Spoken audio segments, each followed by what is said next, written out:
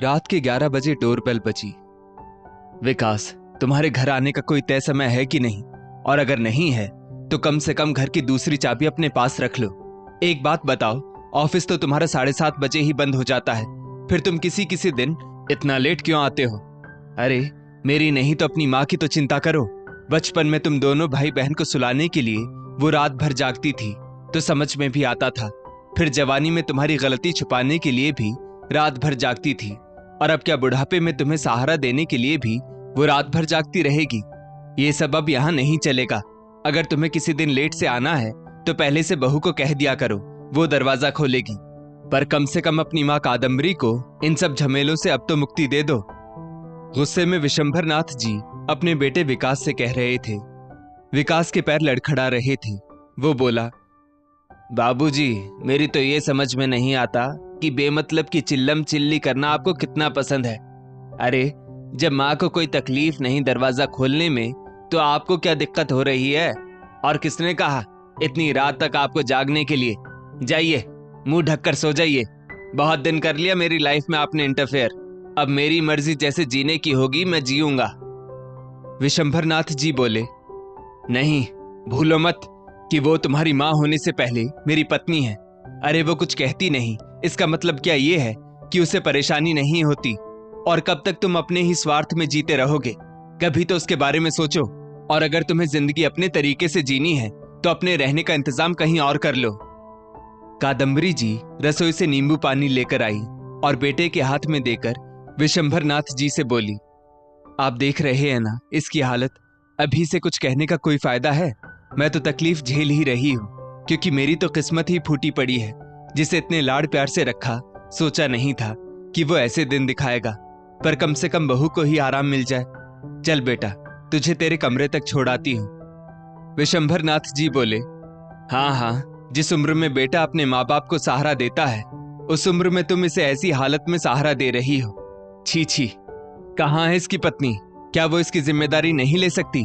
बस कहने को अर्धांगिनी है, सुख में साथी बनी है तो दुख में भी तो बनना ही पड़ेगा। तभी विशंभरनाथ जी की बहू अनीता बाहर निकली और बोली, बाबूजी, क्यों शोर मचा रहे हैं? और कौन सा ये रोज रोज ऐसी हालत में आते हैं? मुझे बताकर गए थे कि मीटिंग के बाद एक छोटा सा गेट टुगेदर है, और मुझे मालूम है इन्होंने खुद नहीं पी होगी, किसी ने जबरदस्ती पिला दी होगी। विशंभरनाथ जी हंसने लगे। वाह बहू, ये लाइन तो हर पत्नी अपने पति को बचाने के लिए कहती ही है, मानो उसका पति सत्यवान है और पूरी दुनिया राक्षस। खैर, मैं इस बात पर बहस नहीं करना चाहता। मुझे तो बस अपनी पत्नी की चिंता है। तो आगे से अगर तुम्हारा पति रात में इस हालत में आए तो उसकी जिम्मेदारी तुम्हारी होगी, वरना इससे कह देना कि अगली बार से दरवाजे के बाहर ही रहेगा। इतना कहकर विशंभरनाथ जी ने अपने बेटे विकास का हाथ अपनी बहू अनीता के हाथ में दिया और कादम्बरी जी को अपने साथ ले गए। अगले दिन अनीता ने रात की बात को लेकर विकास के साथ खूब झगड़ा किया। तुम्हारी वजह से कल रात को बाबूजी ने मुझे कितना कुछ सुनाया, और तुम्हारी माँ तुम्हारे सामने तो बड़ी अच्छी बनती है, उनके मुंह से तो एक शब्द नहीं फूटा।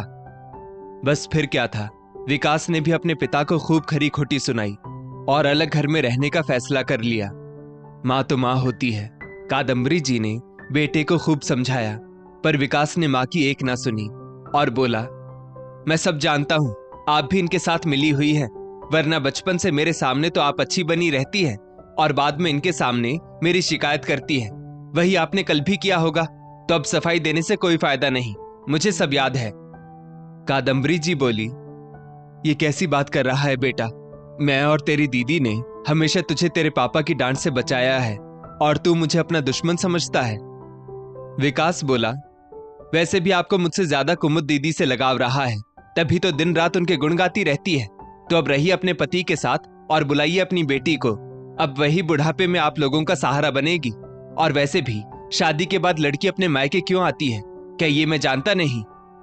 इतना कहकर विकास और अनीता अपनी पैकिंग करने लगे और एक हफ्ते के अंदर ही वो घर छोड़कर चले गए। समय बीतने लगा। बेटे की इस बेरुखी से विशंभरनाथ जी अंदर तक टूट गए थे। वो सोचने लगे कि उन्होंने क्या कुछ नहीं किया बिगड़े हुए बेटे को रास्ते पर लाने के लिए, फिर भी वो अपने माता पिता को ही दोषी ठहरा रहा है। ये बात उनके दिल को इतनी गहरी चोट दे गई कि एक रात वो सोए तो सोए ही रह गए। अगले दिन कादम्बरी जी अपनी पूजा पाठ खत्म करके कमरे में गई और विशंभरनाथ जी से बोली, सुनिए, अब उठ जाइए, जूस पी लीजिए और नाश्ता करके दवाई ले लीजिए। उनके बार बार कहने के बाद भी जब विशंभरनाथ जी ने कोई जवाब नहीं दिया तो कादम्बरी जी ने उन्हें हाथों से हिलाने के लिए छुआ, पर यह क्या, उनका शरीर तो ठंडा हो चुका था। वो डर गई और जोर जोर से उन्हें पुकारने लगी, सुनिए, उठ जाइए, ऐसा मत कीजिए, उम्र के इस पड़ाव पर आप तो मेरे साथ ऐसा मत कीजिए। आप मेरी पीड़ा नहीं समझेंगे तो और कौन समझेगा। कादम्बरी जी की लाख कोशिशों के बाद भी विशंभरनाथ जी उसी अवस्था में रहे तो हार कर उन्होंने अपने बेटे को फोन किया। मन में एक उम्मीद बची थी तो एम्बुलेंस को बुलवाया और बेटे के आने से पहले ही वो जल्दी से उन्हें अस्पताल लेकर गई, पर पहुंचते ही डॉक्टर ने कह दिया कि उनकी मृत्यु हो चुकी है। कादम्बरी जी को लगा कि उनकी आधी दुनिया तो पहले ही उनसे रूठ चुकी थी, जो बची थी अब तो वो भी लुट गई। कादम्बरी जी ने बहुत साहस किया और पति के पार्थिव शरीर को बर्फ की पेटी में रखकर गाड़ी में रखवाया। तभी विकास वहां पहुंचा और बोला, मां, आपने तो अब तक पूरी दुनिया में खबर फैला दी होगी कि मैं वक्त पर नहीं आया और बाबूजी चल बसे। कादम्बरी जी हैरान थी। उन्होंने कहा, नहीं बेटा, मैंने तो बस तुम्हें। विकास ने उनकी बात पूरी भी नहीं होने दी और उन्हें सबके सामने डांटने लगा। फिर बहुत देर बाद दूसरों के समझाने पर वो रुक तो गया, पर एक पत्नी की वेदना को महसूस नहीं कर पाया कि वो अभी किस दर्द से गुजर रही थी। विशंभरनाथ जी के अंतिम संस्कार की तैयारी शुरू हुई तो कादम्बरी जी ने कहा, बेटा, क्या तुम कुमुद के लिए नहीं रुकोगे? एक अंतिम बार अगर वो अपने बाबूजी का चेहरा देख लेती तो।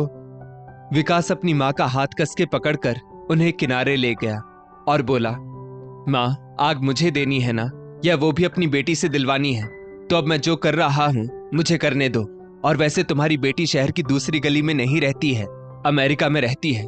2 दिन लग जाएंगे उसको आने में, तो क्या तब तक बाबूजी को यूं ही रखे रहें?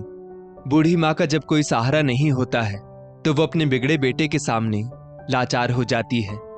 बहरहाल विशंभरनाथ जी का अंतिम संस्कार कर दिया गया। 2 दिन बाद कुमुद भी आई और माँ को ढांढस बंधाया। उसने कुछ दिन माँ के साथ रहने का फैसला किया। सब क्रियाकर्म के बाद विकास अपने घर पर रहने चला गया।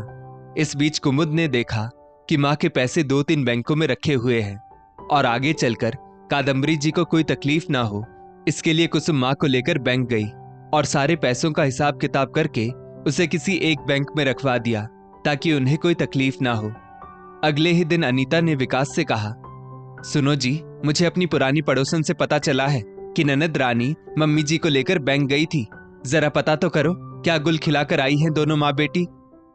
ये बात जब विकास के कानों में पड़ी, वो दंदनाता हुआ माँ के घर पर आया और माँ बहन पर टूट पड़ा और बोला, दीदी, आते ही तुमने अपनी चालाकी शुरू कर दी ना।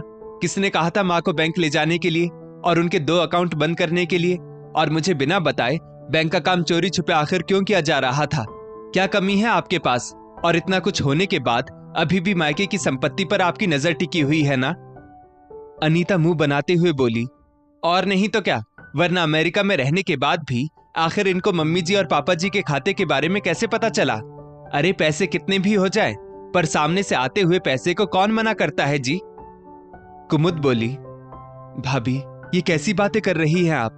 हर बहन आपकी तरह नहीं होती कि शादी के बाद जब मायके जाए तो कुछ लेने के लिए ही जाए। और भाई, क्या हमारा रिश्ता इतना बदल गया कि मेरी शादी के बाद आपका विश्वास मुझ पर से डगमगाने लगा? अरे मैंने ये सब क्यों किया, एक बार जान तो लो, मेरी बात तो सुनो। फिर भी विकास ने माँ बहन की एक बात नहीं सुनी।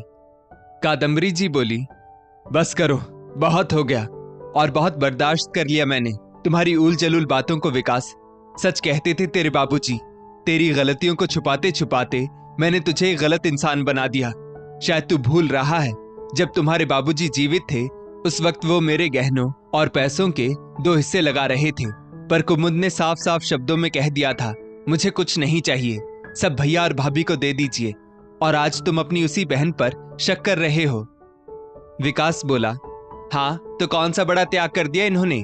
और उस वक्त जब मैंने कहा था कि ये घर मेरी पत्नी के नाम कर दो, उस वक्त बाबूजी ने क्यों कहा था कि थोड़ा रुक जाओ? उस वक्त बाबूजी को दीदी ने भी क्यों नहीं समझाया बोलिए। कादम्बरी जी बोली, शायद उन्हें आभास हो गया था कि एक उम्र के बाद तुम अपने माँ बाप की इज्जत नहीं करोगे और यहां तक कि अपनी बहन पर भी विश्वास नहीं करोगे। और अब मुझे लगता है कि उन्होंने जो किया सही ही किया। मुझे तो ये लगता है कि तुमसे बिना पूछे अगर कोई काम कोई करता है तो वही बात तुम्हें बर्दाश्त नहीं हो पाती। तभी तो पिता की 13वीं हुई नहीं कि तुम ये घर छोड़कर अपने घर में रहने चले गए और पलटकर मुझे देखने तक भी नहीं आए। जब सब कुछ खत्म हो ही चुका था तो अब क्या लेने आए हो? अरे ये बोलो ना कि तुम्हारे लालच ने आज तुम्हें यहां लाकर खड़ा कर दिया। कुमुद बोली, भाई कभी आपने माँ की जरूरत के बारे में सोचा? बाबूजी ने आपको घर से निकलने के लिए क्या कहा? आपने तो अपनी एक अलग दुनिया ही बसा ली। क्या कभी आपने माँ की तरफ देखा कि वो क्या चाहती है? ना ही उनकी जरूरत के बारे में आपने कभी सोचा। बस अपने बारे में ही आप सोचते रहे कि आपके साथ धोखा हुआ है और हम लोगों ने आपको धोखा दिया। भाई विश्वास एक ऐसी कच्ची डोर है जो एक बार टूट जाती है तो गांठ पड़ जाती है, फिर उसके आगे राखी की मजबूत डोर भी नहीं टिक पाती। और एक बात कहूं, मुझे माँ से कुछ नहीं चाहिए, बस मैंने माँ के बुढ़ापे के बारे में सोचकर ये सब किया। और अगर माँ को ये गलत लगेगा तो वो आपको खुशी खुशी सब कुछ दे दे, मुझे कोई एतराज नहीं। मैं माँ के हर फैसले में उनके साथ हूं। इतना कहकर वो अपने कमरे में चली गई और विकास गुस्से में पत्नी को लेकर वापस चला गया। करीब 3 दिन बाद जब कुमुद वापस अमेरिका जाने लगी तो माँ से बोली, माँ मुझे नहीं लगता कि आपको यहां रहना चाहिए, आप मेरे साथ चलिए। पर कादम्बरी जी ने कहा, नहीं बेटा, अब आखिरी सांस इसी धरती पर लूंगी, तुम अपनी जिम्मेदारी निभाओ। विकास और उसकी पत्नी कुमुद से मिलने तक नहीं आए और कुमुद चली गई। इधर विकास ने गुस्से में माँ के घर आना जाना भी बंद कर दिया, जबकि कादम्बरी जी को इस समय सहारे की सख्त जरूरत थी और ऐसे समय में उनका अपना कोई उनके साथ नहीं था जो एक वृद्ध महिला के दुख को समझ सके। और जीवन साथी तो पहले ही छोड़कर जा चुका था। बहुत सोच विचार के बाद कादम्बरी जी ने अपने लिए एक फैसला लिया और अपने वकील से बात करके चुपचाप 2 दिन बाद उस घर से अपने जरूरी कागजात और सामान लेकर एक वृद्ध आश्रम में रहने चली गई, जहां अब वो दूसरी माँओं के दर्द को महसूस कर रही थी तो उन्हें अपना दर्द कम लग रहा था। वहां जाने के बाद उन्होंने किसी से कोई कांटेक्ट नहीं रखा। उनका मानना था जब तक हम इस मोह माया के रिश्ते में बंधे रहते हैं तभी तक हम तकलीफ झेलते हैं। वृद्ध आश्रम में कुछ महिलाएं रिश्तों पर बात कर रही थी तो कादम्बरी जी ने कहा, सारे रिश्ते मतलबी नहीं होते, पर शायद देखने का नजरिया बदल जाता है।